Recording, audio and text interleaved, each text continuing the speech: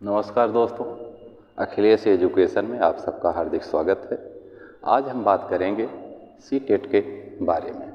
CTET का दोस्तों form आज से भरा जाएगा और हम कुछ प्रश्न लेके आए हैं जो सीटेट के परीक्षा में आने लायक है। आप लोग ध्यान दीजिएगा। जैसे हम पहले इसके पिछली कक्षाओं में आपसे कहे थे कि आप लोग जो भी पढ़िए समझ के पढ़िए, उसी के आधार पे हम आप सबको आज 8 सवाल लाए हैं। इसी के बारे में आपको बताएंगे और हल करेंगे कि कैसे हल करेंगे ये आप देखिएगा। तो ये पर्यावरण का प्रश्न है दोस्तों। पर्यावरण का पहला प्रश्न हम लाए हैं आपके लिए कि संघनन होता है। संघनन होता है। सबसे पहले हमको ये देखना है कि संघनन क्या है। संघनन क्या है? संघनन क्या है? इसका ऑप्शन है जल की गैसीय अवस्था।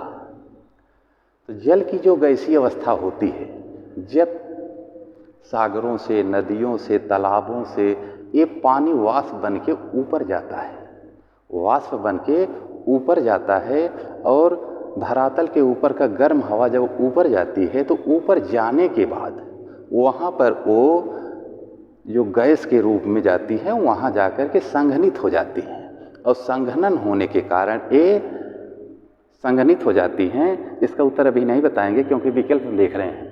तो ये जल की गैसीय अवस्था, एक गैसीय अवस्था है, माने कि ये नीचे से ऊपर जा रही है, इसलिए ये सही नहीं है। दूसरा है तापमान में कमी।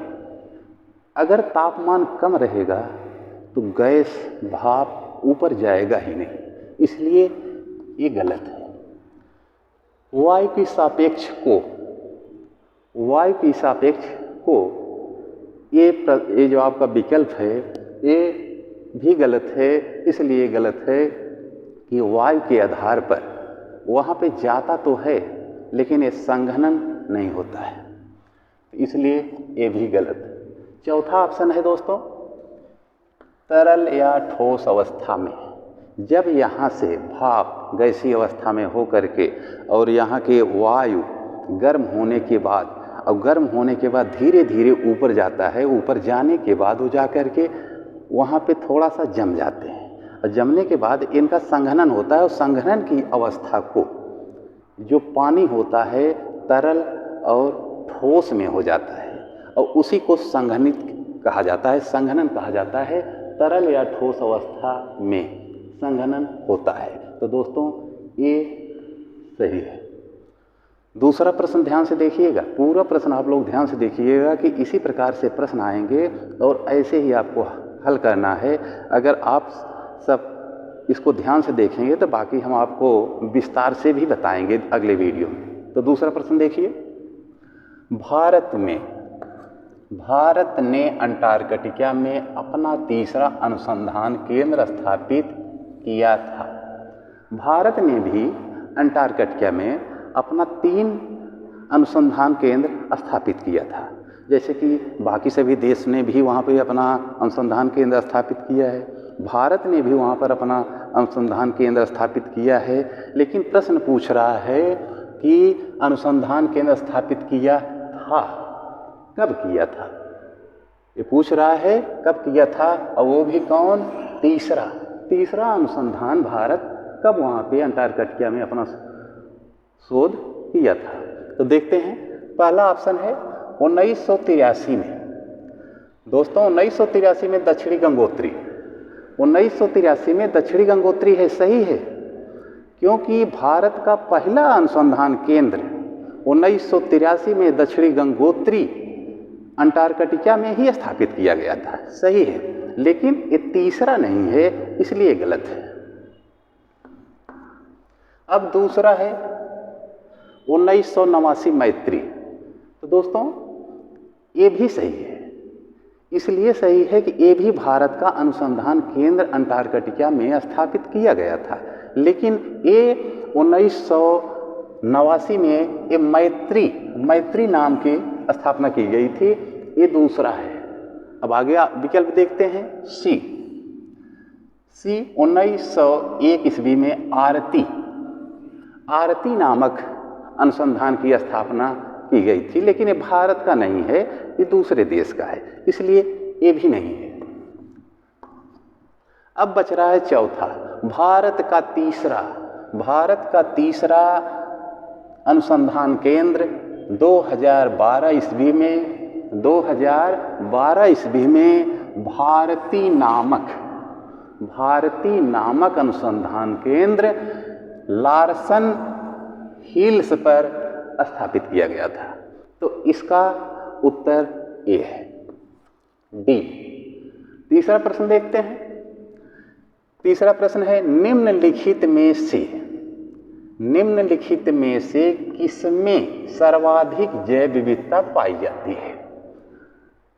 तो दोस्तों, जो हम बता रहे हैं, एक प्रश्न के कई उत्तर भी बता रहे हैं, और उसमें हम आपको कई प्रश्न के बारे में भी बता दे रहे हैं कि जैसे आने वाले समय में अगर कोई भी प्रश्न आता है और उत्तर जैसे हम बता दे रहे हैं कि उत्तर कई प्रकार का भी उसका हम निष्कर्ष निकाल रहे हैं, तो इससे आप लोग अंदाज़ा लगाइएगा और इसी ढंग से तैयारी कीजिएगा जिससे आने वाली परीक्षा में आप पास हो सकें। तो ये है, किसमें सर्वाधिक जैव विविधता पाई जाती है। ये पूछ रहा है कहाँ पर सबसे ज़्यादा जैव विविधता पाया जाता है। तो देखते हैं, विकल्प है ए। विकल्प ए है शीतोष्ण घास के मैदान, शीतोष्ण घास प्रदेश बायोम। शीतोष्ण जो होता है एक कर्क रेखा से आर्कटिक रेखा के बीच में पाया जाता है, और दक्षिणी गोलार्ध में मकर रेखा से अंटार्कटिक रेखा के बीच में पाया जाता है।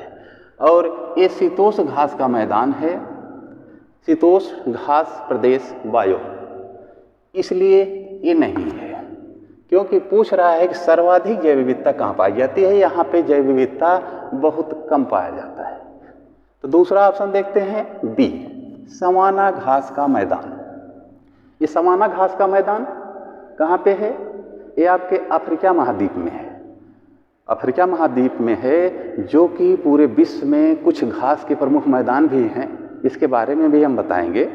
लेकिन पहले इस समय हम जो बता रहे हैं, ये सवाना घास का मैदान अफ्रीका महाद्वीप में पाया जाता है, लेकिन यहाँ पे सबसे ज़्यादा जैव विविधता नहीं पाई जाती है, इसलिए ये भी गलत है।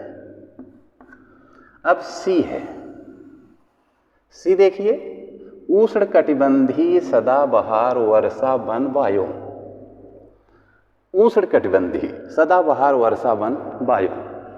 तो फ्रेंड, आप सब ध्यान दीजिएगा कि सबसे ज़्यादा विश्व में विषुवत रेखीय प्रदेश में उष्णकटिबंधीय क्षेत्र में सबसे ज़्यादा जैव विविधता पाया जाता है।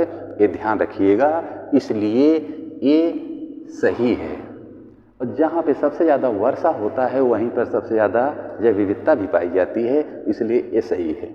आगे है शीतोष्ण पर्णपाती वन बायोम। आप पर्णपाती से ही निष्कर्ष निकाल लीजिए। पर्णपाती क्या मतलब होता है कि पेड़ों के पत्ते गिरना, माने कि एक ही समय में सारे पेड़ों के पत्ते गिर जाते हैं, उसी को पर्णपाती कहते हैं। और पर्णपाती कहाँ पे होता है? ये पर्णपाती मानसून वाले में होता है। तो आप लोग इस पे ध्यान दीजिएगा कि पर्णपाती आपका उष्णकटिबंधीय में नहीं आता है, इसलिए ये भी गलत है। सही कौन सा हुआ? ए, ऑप्शन सी। चौथा प्रश्न है, निम्न में कौन सा पादप उत्पाद साबुन का विस्थापन है? प्रश्न पूछ रहा है, निम्न में कौन सा पादप उत्पाद साबुन का विस्थापन है, यानी कि निम्न में से कौन सा ऐसा पौधा है जिसके द्वारा साबुन बनाया जा सकता है। साबुन बनाया जा सकता है, ध्यान दीजिएगा। अब इसमें देखिए, पहला है तेंदू। तेंदू ये एक प्रकार का फल होता है और ये ज़्यादा करके पहाड़ी इलाकों में पाया जाता है। ये फल ज़्यादा करके पहाड़ी इलाकों में पाया जाता है और ये इससे साबुन नहीं बनता है, इसलिए एक कट गया। दूसरा है रुद्राक्ष। ये पौधा खास करके मध्य प्रदेश में पाया जाता है और कुछ पहाड़ी इलाकों में पाया जाता है। पहाड़ी इलाकों का मतलब जैसे हिमालय का क्षेत्र हुआ, दक्षिण का पठार हो गया और मध्य प्रदेश का भाग हो गया। यहाँ पर रुद्राक्ष का पौधा पाया जाता है और ये पौधा 2-3 साल के बाद इसमें फल लगते हैं और इसका फल जो होता है कैसा होता है, इसका फल नीले रंग का होता है और नीले रंग के बाद तब एक रुद्राक्ष के रूप में बदल जाता है। और ये रुद्राक्ष 21 प्रकार के होते हैं, 1 मुखी, 2 मुखी, 3 मुखी, 4 मुखी, इस प्रकार से 21 मुखी तक रुद्राक्ष पाए जाते हैं। चलिए, ये भी नहीं हुआ।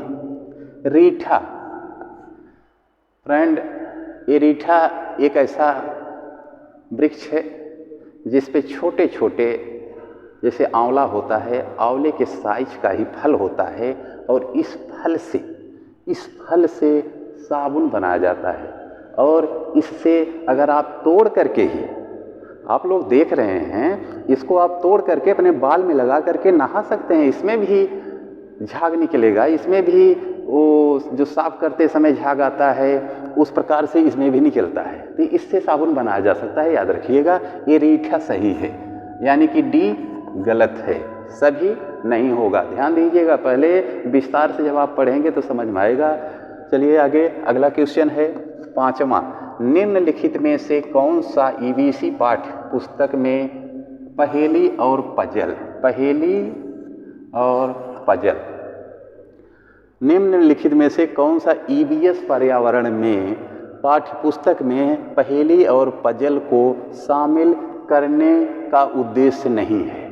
पूछ रहा है कि पर्यावरण में पहेली और पजल किसमें शामिल करने का उद्देश्य नहीं है।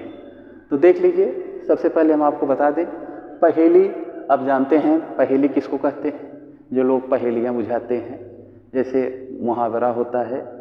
और पजल क्या है, पजल भी उसी को कहते हैं। पहेली का इंग्लिश शब्द है पजल, तो पहेली और पजल। अब इसका प्रयोग अगर हम करते हैं तो इससे क्या होता है, ऑप्शन देखिए। ऑप्शन है छात्रों में आलोचनात्मक चिंतन। अगर इसको प्रयोग करेंगे तो बच्चों के अंदर, छात्रों में आलोचनात्मक चिंतन नहीं होगा।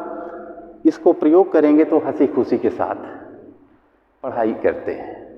लेकिन इसका प्रश्न पूछ रहा है कि पहेली और पजल को शामिल करने का उसका उद्देश्य नहीं है, तो ये गलत हो गया, ये नहीं होगा। दूसरा ऑप्शन है छात्रों में तर्क क्षमता विकसित करना। ये भी पहेली और पजल के द्वारा छात्रों का तार्किक मानसिक विकास होता है, तो इसलिए ये भी नहीं होगा। अब आता है छात्रों के मन को भ्रमित करना। तो दोस्तों, ये पजल और पहेली के द्वारा इसको शामिल करने से जो हमारा पाठ चलता है, पर्यावरण उस समय चल रहा है, इसको प्रयोग करने से भ्रम नहीं होता है बल्कि ज्ञान होता है। भ्रम नहीं होता है, ज्ञान होता है। इसलिए ये प्रश्न आपका सही है। देखिएगा, ये प्रश्न आपका सही है, प्रश्न का उत्तर यही होगा। अगला डी ऑप्शन है छात्रों के मन को भ्रमित करना और उन्हें उस भ्रम का आनंद लेने देना। अगर छात्र के मन को उनका मन अगर भ्रमित हो जाता है तो उनको आनंद लेने देना, ये माने कि कहानी सुनेंगे तो आनंद लेंगे ही, इसलिए ये भी नहीं होगा। चलिए अगला क्वेश्चन देखते हैं। अगला क्वेश्चन है 6वां। मानव विकास के क्रम में 2 पैरों पर चलने का सबसे बड़ा लाभ क्या होता है?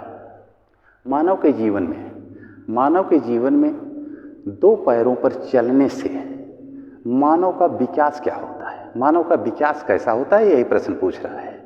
ये सब जो प्रश्न हम बनाए हैं, ये आपके सीटेट में आने लायक है। ऐसा प्रश्न आपको आ सकता है, क्योंकि ये प्रश्न इसी प्रकार से पीछे पूछे गए हैं। 2011, 12, 13, 14 इस प्रकार से आपके हर साल प्रश्न पूछे जा रहे हैं। इसीलिए हमने आपको ऐसा प्रश्न बताया कि इसको आप हल कीजिए, हल करके इसी प्रकार के प्रश्नों को शामिल करके उसका विस्तार से अध्ययन कीजिए। तो चलिए देखते हैं 2 पैरों पर चलने का सबसे बड़ा लाभ क्या होता है। देखते हैं, यहाँ पे दिया है पहला ऑप्शन ए, शरीर को अच्छी प्रकार आधार देना। 2 पैरों पे चलते हैं तो 2 पैरों पे चलने के कारण पूरे शरीर को आधार नहीं मिल सकता है। सिर्फ 2 पैरों के कारण पूरे शरीर को आधार नहीं मिल सकता है, इसलिए एक गलत है। बी ऑप्शन है शरीर का भार कम होना। तो 2 पैरों पे चलने का मतलब ये नहीं हुआ कि हमारा भार कम हो जाएगा, ये गलत है। तीसरा है अधिक तेज चाल। क्या है? अधिक तेज चाल। 2 पैरों पर अगर हम हैं, 2 पैरों पे मानव खड़ा है तो उसका विकास होगा, न कि वो बहुत तेज चलेगा। विकास होगा तो पूरे शरीर में विकास होगा। जब पूरे शरीर में विकास होगा तो उस हिसाब से ये भी आपका गलत है। तो 6वें प्रश्न का ये उत्तर डी सही है। क्यों सही है? देख लीजिए, हाथ स्वतंत्र रूप से आपका हाथ एकदम स्वतंत्र है। हाथ स्वतंत्र रूप से मस्तिष्क की आज्ञानुसार कार्य करेगा।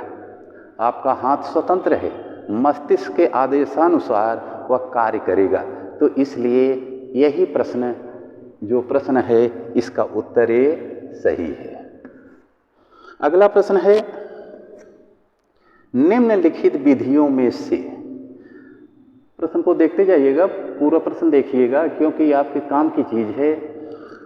निम्नलिखित विधियों में से भोजन पकाने की सर्वोत्तम विधि क्या है? भोजन पकाते समय इन विधियों में से, निम्नलिखित विधियों में से कौन विधि सबसे अच्छी है, यही हमको देखना है। तो देखते हैं, पहला ऑप्शन है इसका क्या है? पहला ऑप्शन है भूनना।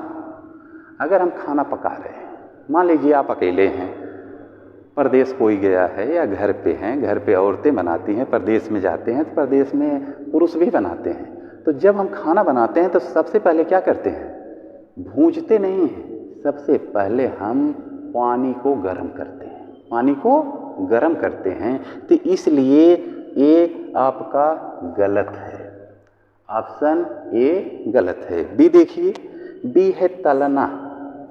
जब हम भोजन पकाएंगे तो भोजन पकाते समय हम पहले ही उसको तलते नहीं हैं, इसलिए ये भी गलत है। अब सी है आपका सेकना। भोजन बनाते समय, खाना बनाते समय दाल, सब्जी, रोटी, चावल, बहुत सारे खाना बनते हैं, 16 प्रकार के व्यंजन बनते हैं। लेकिन सभी व्यंजन को बनाते समय सबसे पहले हम उसको क्या करते हैं? उसको हम सेकते नहीं हैं, पहले ही उसको सेकते नहीं हैं, इसलिए ये गलत है।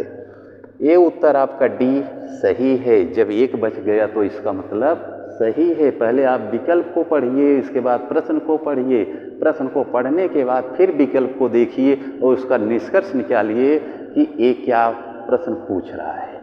तो उबालना, हम खाना बनाएंगे तो सबसे पहले इस पर ध्यान देते हैं कि पानी बर्तन में रख करके पहले उसको हम गर्म करते हैं। गर्म करने के बाद उसमें हम चावल, दाल, सब्जियां आदि चीज़ हम डालते हैं। तो इसलिए प्रश्न के अनुसार ये ऑप्शन सही है, उबालना। लास्ट क्वेश्चन है दोस्तों, ध्यान दीजिएगा, 8वां क्वेश्चन है ग्रीन मफलर संबंधित है। ग्रीन मफलर दोस्तों बहुत बार परीक्षा में प्रश्न पूछा गया है, कि ग्रीन मफलर क्या है। तो आप सबसे पहले इसका विस्तार ही पढ़िए कि ग्रीन मफलर है क्या। इसका ऑप्शन देखते हैं, ए।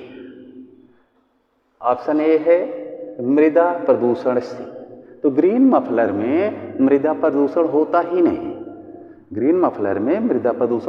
नहीं है, इसलिए ये ऑप्शन गलत है। अब अगला ऑप्शन है बी, वायु प्रदूषण से, ग्रीन मफलर जो है ये वायु प्रदूषण से बचाता है। और ये वायु प्रदूषण से है तो ये भी आपका गलत है, क्योंकि ये वायु को प्रदूषित नहीं करता है। वायु प्रदूषण से माने कि इसको ग्रीन मफलर से संबंध ही नहीं है, इसलिए ये गलत है। तीसरा है जल प्रदूषण से, तो ग्रीन मफलर का कोई भी संबंध जल से नहीं है, कोई भी संबंध जल से है ही नहीं, इसलिए फ्रेंड ये भी गलत है। अगला ऑप्शन है डी। पहले हम हर ऑप्शन पर ध्यान देंगे, एक एक करके उसको बारीकी से देखते जाएंगे और खुद लास्ट में जो बचेगा हमारा उत्तर वही रहता है। और हम आपको कुछ पास होने के लिए ऐसे ट्रिक बताएंगे कि अगर आपको 100 प्रश्न में से अगर 50 प्रश्न भी आ रहा है तब भी आप पास हो सकते हैं। केवल वीडियो मेरा लास्ट तक देखते जाइए, मैं बताऊंगा आपको। अगला है ध्वनि प्रदूषण। ध्वनि प्रदूषण, ग्रीन मफलर का संबंध है ध्वनि प्रदूषण से। रोड के किनारे बड़े बड़े रोड हैं, 4 लेंथ हैं, 6 लेंथ हैं, 8 लेंथ हैं, बड़े बड़े हाईवे पर सड़कों के किनारे जो पेड़ लगाए जाते हैं, सड़कों के बीच में जो पेड़ लगाए जाते हैं, सड़क के उस पार भी पेड़ लगाए जाते हैं, इसका संबंध उससे है कि गाड़ियों का आवाज़ जो होता है, जो उसका सायरन होता है, उस आवाज़ को रोकने के लिए पेड़ लगाए जाते हैं जिससे ध्वनि प्रदूषण न हो। ध्यान रखिएगा कि ग्रीन मफलर का संबंध किससे है? ध्वनि प्रदूषण से है। और ध्वनि प्रदूषण को रोकने के लिए ग्रीन मफलर का प्रयोग किया गया है। ये उत्तर आपका सही है। तो हम 8 प्रश्न आपके सामने लाए थे। पर्यावरण का प्रश्न था और ये प्रश्न हमने आपको हल कराया। आप लोग देखते जाइए, अगर आप कहेंगे तो हम एक एक चीज़ को विस्तार से बताएंगे और एक चीज़ विस्तार से बताएंगे तो उसमें आपको 50 क्वेश्चन का आंसर मिलता जाएगा। तो धन्यवाद दोस्तों। अगर अच्छा लगा हो तो सिर्फ मैं ये कहूँगा कि गरीब जनता तक, गरीब लोगों तक ये वीडियो केवल शेयर कर दीजिएगा। मैं ये नहीं कहूँगा कि आप सब्सक्राइब कर दीजिए, लाइक कर दीजिए, कमेंट कर दीजिए, कुछ नहीं कहेंगे। केवल हम आपसे एक ही निवेदन करते हैं कि ये वीडियो सभी के पास सिर्फ सेंड कर दीजिएगा। धन्यवाद।